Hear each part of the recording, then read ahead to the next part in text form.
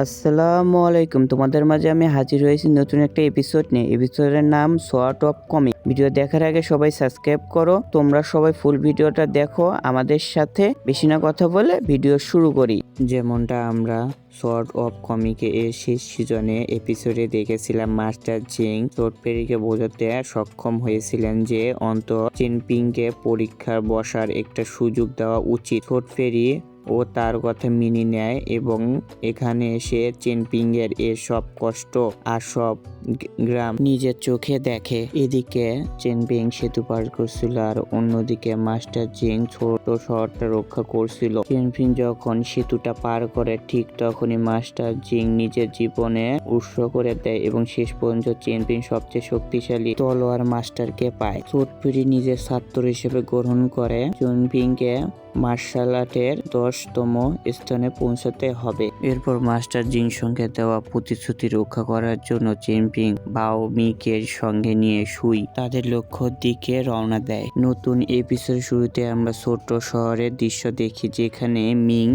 রাজবংশের মারুনুইন তার দুই সঙ্গী নিয়ে এসে পৌঁছায়। সে সোজা গিয়ে অং নিজের বাড়ির সামনে থামে, যে ছিল চিনমিং এর প্রতিবেশী। বাড়ির দরজা লাগানোর বসতে সিটকার দেখে সে বলে যে মাও কুজানের সব স্টিকার চুরি করার খুব শখ ছিল। ঠিক তখনই শাওয়ানকে সঙ্গী ইয়মিং তার হাতে বাড়িয়ে চাবি তুলে দেয়। তার সঙ্গে সঙ্গে দরজা খুলে সং নিজের বাড়িতে ভেতর ঢুকে পড়ে। শাওনি ঘরের প্রতি জিনিসে খুব মনোযোগ দিয়ে লক্ষ্য করছিল, সেই সঙ্গে সেখানে রাখা একটি ম্যানুয়াল বই তুলে নেয়। সেই ইয়ং লেডি জিজ্ঞেস করে যে এই বইটা কালবোজারির দাম কত হতে পারে।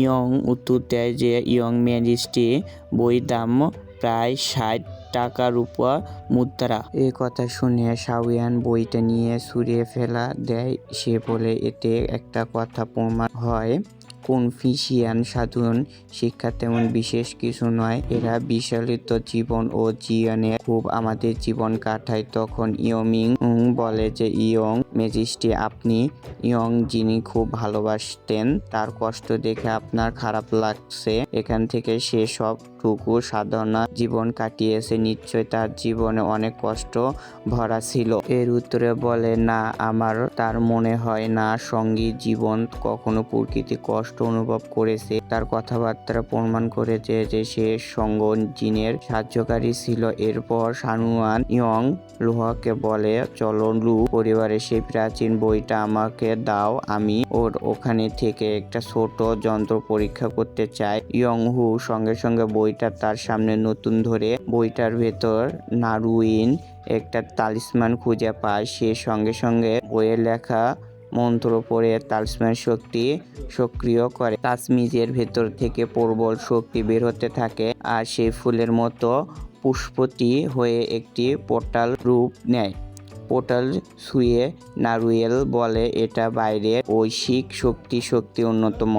আমি অনেক পর্বতের জাদুই পড়েছি, কিন্তু কনফুসিয়ান জাদুই শক্তি একেবারে আলাদা। এই কথা সে পোর্টালের ভেতর ঢুকে পড়ে এবং পোর্টালটাকে আরেকটা ঘরে নিয়ে যায়, যা ছিল আমাদের নায়ক চিনমিং এর বাড়ি। সে বলে কিছু মানুষ জন্ম থেকে ভাগ্যবান হয়, তাদের জীবনে যত সমস্যা আসুক তা সবসময় সচলন দোঘরে থাকে। ইয়াং হুয়া আর জেনারেল ওয়াংগিন চিনমিং এর ঘরের সামনে এসে পৌঁছায়। শারুইল চিনমিংকে বাবা মায়ের অতীতে দেখে বলে যে কিছু শিশু জন্ম থেকে অভিশপ্ত হয় আর শিশু থেকে মৃত্যু পর্যন্ত তাদের শুধু কষ্ট সহ্য করতে হয়। চিনমিং তাদের একজন। সে আরো বলে, চিনমিং, আমি জানি একদিন না একদিন তুমি আমার কাছে প্রতিশোধ নিতে আসবে, কিন্তু আমার কাছে পৌঁছানোর আগে তোমাকে আরো 3টে ক্লায়েন্টের মোকাবেলা করতে হবে। প্রথম ইয়াসিন পর্বত, দ্বিতীয় ঝাংনিং পর্বত আর সর্বশেষ ফুজিয়ান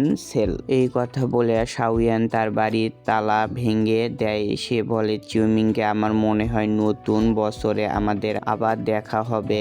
এরপর বাইরে এসে ইয়ং লুহাকে বলে, এই তালটা ঠিক করে দাও, কেউ যেন না জানে আমি এটা বাড়িতে এসেছিলাম। এরপর আমার সেই বইয়ের আরেকটি কৌশল সক্রিয় করতে দেখি সঙ্গে সঙ্গে চারপাশে পর্বত শক্তি ছড়িয়ে পড়ে। এই কৌশলে সে 3জন পর্বত নয় মানুরিকিয়ান পর্বতীয় শক্তি দিয়ে চালু করেছে। এর ফলে সে অতীতে সব ঘটনা দেখতে পায়। সে দেখতে ছোট চেনমিং অঙ্গু জিনকে হত্যা করতে চেনমিংকে বলে, আমি আমার মায়ের কাছে প্রতিজ্ঞা করছিলাম যে বিনা কারণে কাউকে আঘাত করব না, কিন্তু তোর জন্য আমার সেই প্রমিস ভেঙে গেছে। সিংজিন মা বলে, আমার ছেলে ছোটবেলায় থেকেই দুষ্ট ছিল, সে যদি তোমাকে একটু বিরক্ত করতে থাকে তাতে কি হয়েছে, কিন্তু তুমি তো তার সেই ছোট দুষ্টমির জন্য তাকে মেরে ফেলতে প্রস্তুত হয়ে গেছিলে। ঠিক তখনই শাওয়ান সেখানে আরেকজনের লোকে দেখতে পায়। সে চাইলে চেনমিংকে থামাতে পারত, কিন্তু সেটা করেনি। তার আচরণ দেখে বোঝা যাচ্ছিল সে চেয়েছিল চেনমিং যেন অঙ্গি জিনকে শেষ করে দেয়, কিন্তু চেনমিং তা করেনি। সবকিছু দেখার শাওয়ান ভীষণ রেগে ইউশিনকে থেকে বেরিয়ে আসে এবং চিৎকার করে বলে, ও সবাই জনঘন লোক, আমি তো এখন পুরো শহরটা ধ্বংস করে দিতে চাই। এই কথা শুনে জেনারেল ওয়াং তার দিকে এগিয়ে এসে এবং বলে, ইয়ং হাইনি, শুধু একটা ছোট ঘটনার জন্য আপনি সে বলল, তুমি লংটানকে মারতে পারি নাই। শেষ পর্যন্ত চিনমিংকে সঙ্গী জিনের উপর আক্রমণ করেছি, তার আসল কারণ তো আমরা এখন জানি না। এই কথা শুনে শাওয়ান জোরে জোরে হেসে উঠে সে বলল, তোমার হাসে তো প্রশ্ন করতে হয়, তুমি তো এখানে মার্শাল আর্টে মাত্র 8 স্টার আসো, অর্থাৎ আমার সামনে দাঁড়িয়ে এত সঙ্গে কথা বলতেছ।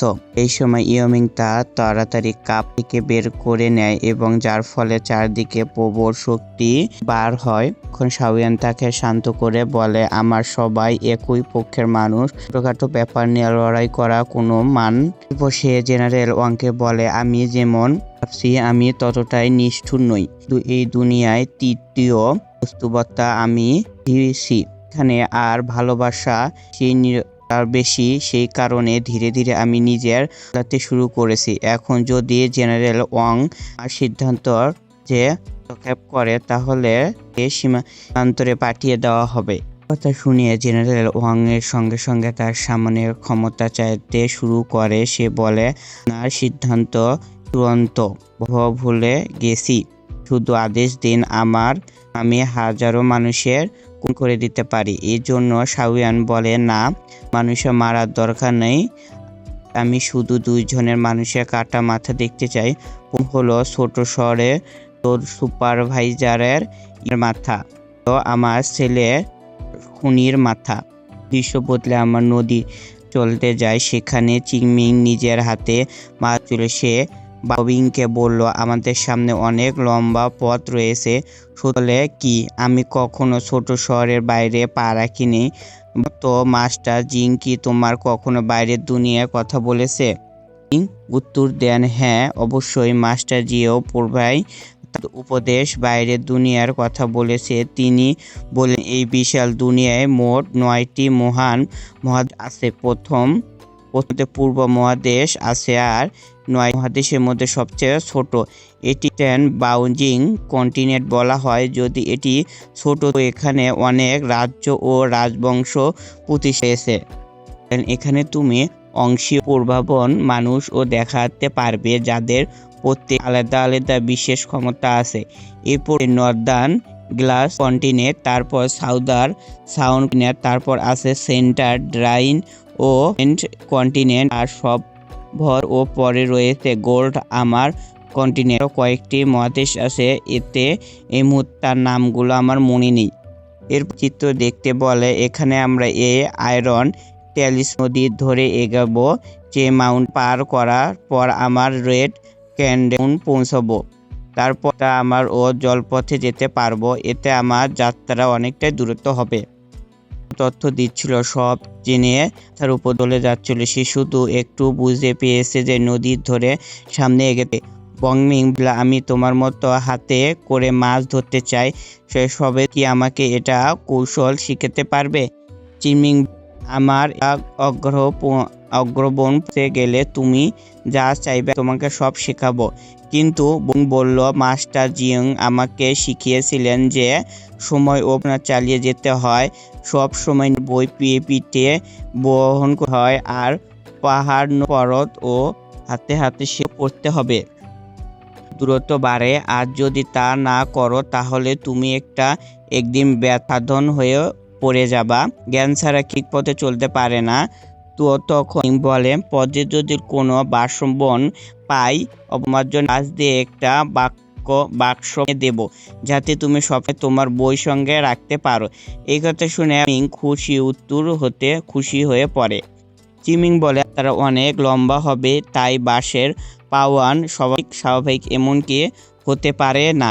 আমরা বাঁশ বানাবো না, আমাদের তো মনে আমরা আকাশে 6 পাহাড় দেখতে পারবো। এরপর অবশ হয়ে ও বংবিংয়ে বলে, ওই যদি আমার কিছু হয়ে যায় আর আমি তোমার সঙ্গে থাকতে না পারি, তবু তুমি নিজের পথ চলা থামাবে না।